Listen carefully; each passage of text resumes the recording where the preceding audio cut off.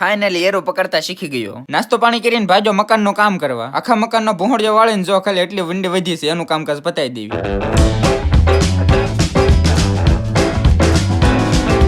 વાગી જા 9:45 ને વિડીયો અપલોડ કરવાનો ટાઈમ થઈ ગયો. તે વાગી જો આપણો અલાર્મ. હિસકા ખાતા ખાતા વિડીયો અપલોડ કરતો હતો ત્યાં નીકળો નાનો યારો તો એને પકડવાની કાર્યવાહી ચાલુ કરી દીધી. 2-3 જગ્યાએ કવડી જો તાર માણે હાથમાં આવ્યો તો એને પકડીને લઈને ભાજો નેરામ ઘા કરવા. ઘર ભેગું થાને ભાઈ.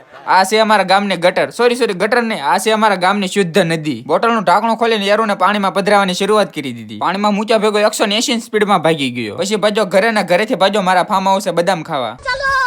આને તો પણ કેટલી ઉતાવળ, બદામ કઈ ભાગી નહીં જાય. તમે બે વાહડા પકડી લીધા તો હું કઈ તમારી બેન જાનમાં આવ્યો છું? પછી મેં મેચ્યું બધું પડતું ને સડી જો ડાયરેક્ટ બદામ માથે. હાથનો મોટો ભરીને બદામ લઈને વી આવ્યો. હાલો તમારા બદામ ખાવું હોય તો. ફાર્મ હાઉસ ના પડખે કૂતરી વિયાણી હતી તો ભાજો ગલુડિયા જોવા. કેવા નાના ક્યુટ ગલુડિયા છે. તમને ગલુડિયા ગમે કે નહીં કોમેન્ટ કરો. મને તો બહુ ગમે હો ગલુડિયા. આજ માટે આટલું જ તે. લાઈક કરતા જજો.